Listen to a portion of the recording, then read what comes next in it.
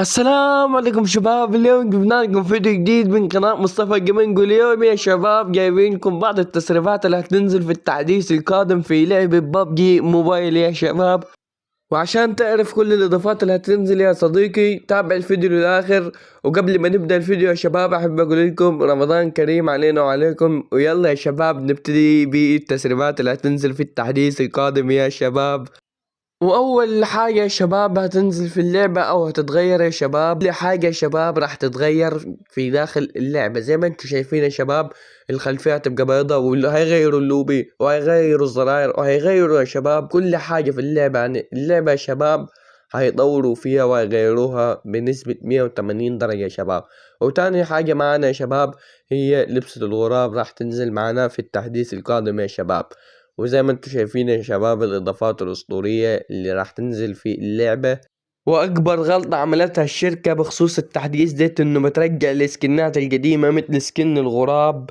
المفروض اللعبة ما ترجعش الحاجات دي تاني، خلاص دي عدى عليها الموسم. فاللعبة بتقلل من قيمة الحسابات اللي فيها السكنات حاليا. يعني مثلا بتخلي الحساب يقل خالص، فانت اللبس خلاص المفروض تبقى نادرة ما تنزلش تاني. فنتمنى انهم ببجي موبايل ما ترجعش الحاجات القديمة تاني للعبة يا شباب.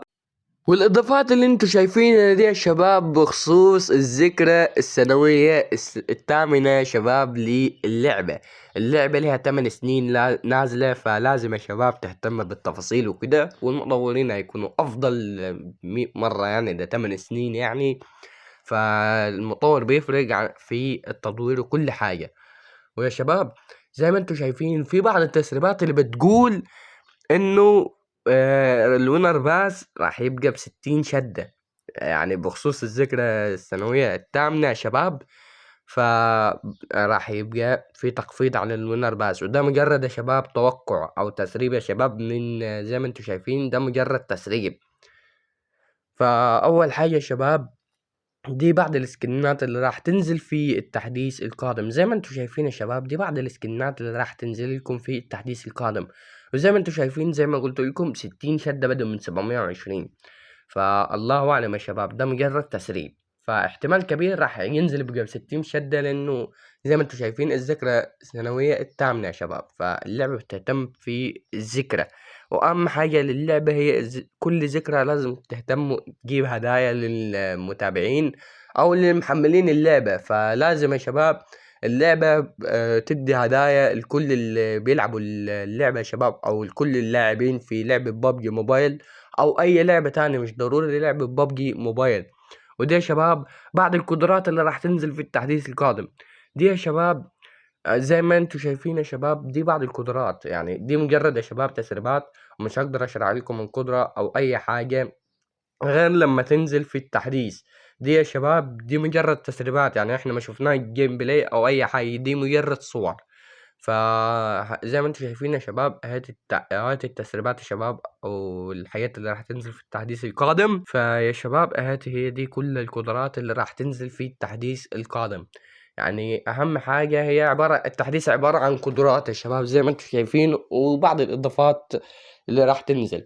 وراح افهمكم بخصوص الحاجات اللي راح تنزل. وده يا شباب توقع مني، ده توقع مني، يعني مش بنسبة 100%، بخصوص الحاجات اللي انتوا شايفينها 2024 2023 2022. ده يا شباب الحاجات دي يعني توقع مني انه الحاجات دي اصلا مش هتنزل. تمام. فخلينا يا شباب نكمل الفيديو واشرح لكم بخصوص الحاجات اللي راح تنزل يا شباب في اللعبة. في كل مكان يا شباب راح تبقى فيه محطة لتحسين السيارة اللي معاك. يعني كل مكان هيبقى فيه محطة للعبة في أماكن معينة، يعني هتبقى فيه محطة للعربية أو أي حاجة يا شباب في أي مركبة أنت بتسوقها يا صديقي. راح يبقى في مكان بيطورها. زي ما انتم شايفين هذه المحطة يا شباب بتركب لك عبارة عن صاروخين في العربية بتاعتك أو أي حاجة أنت بتسوقها، أي مركبة في اللعبة. تمام. هتخلي سرعة المركبة اللي انت سايقها خيالية، يعني عبارة عن هاكر علني بس بدون بان يعني. فخليك سلس في اللعبة وما تلعبش في اللعبة ولا تخربش فيها ولا تعمل هكرات. وراح انت مش راح تتبنت وراح تبقى بطريقة شرعية. يعني اللعبة هاتي بتحمسك في الذكرى وبتقول لك يلا العبوا براحتك وبدون باند. تمام.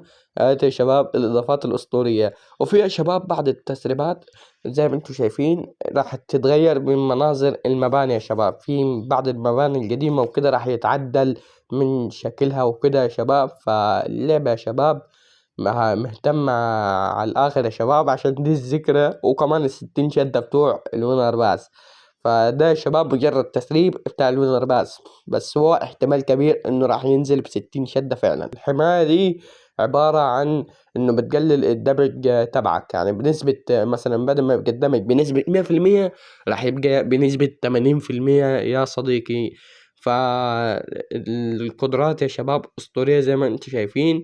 ودي بعض الأشياء اللي أنا راح أشرح لكم عنها يا شباب، اللي قلت لكم عليها في الفيديو بخصوص 2024 2023 2022 يا شباب. انت أول ما كل ما بتخش مبنى بيشرح لك، بيديك تفصيلة عن الأشياء اللي نزلت في الماضي. تمام. زي مود اعماق البحار، مود الديناصورات، مود الفرعون يا شباب. زي ما انتم شايفين كل ما بتدخل المبنى فوق المربعات دي يا شباب، زي ما انتم شايفين بتشرح لك عن حاجات. يعني كل مربع بيشرح لك عن حاجة يا شباب في اللعبة يا شباب. تمام.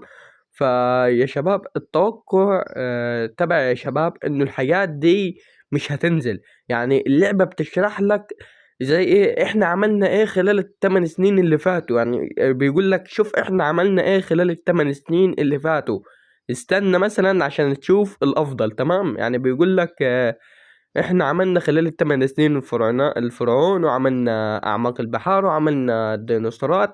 فيا شباب اللعبة بتشرح لك احنا عملنا ايه خلال الفترة اللي فاتت. تمام. ده التوقع تبعي انا. تمام. والتوقع التاني اللي بيتوقع الجميع انه التحديث في التحديثات في المستقبل الحاجات دي راح تنزل تاني في المستقبل. فانا يا شباب توقعي انه زي ما قلت لكم يا شباب الحاجات دي اللعبة بتشرح لك احنا عملنا ايه خلال ال8 سنين اللي فاتوا يا شباب. اصل لو اللعبة هتنزل كده تاني خلاص انت عارف التحديثات وعارف المودات وعارف كل حاجة، هتلعب ليه؟ تمام. فيا شباب اللعبة احتمال كبير بتشرح لك احنا عملنا ايه، ويمكن المباني دي تبقى موجودة وتدخل تلوت فيها يا صديقي. يعني عادي يمكن تلاقي المودات اللي يمكن يحطوا لك الاماكن دي وتدخل تلوت جواها. يعني مش شرط انه هو بيشرح لك، بس هو لازم بيشرح لك احنا عملنا ايه خلال ال8 سنين اللي فاتوا. فيا شباب اتمنى ان المعلومة تكون وصلت لكم يا شباب. ولو انت لسه لحد الان بتشاهد المقطع يا صديقي ايش منتظر؟ اضغط لايك، فعل زر الجرس ليوصلكم كل ما هو جديد من قناة مصطفى جيمنج، ومع السلامة.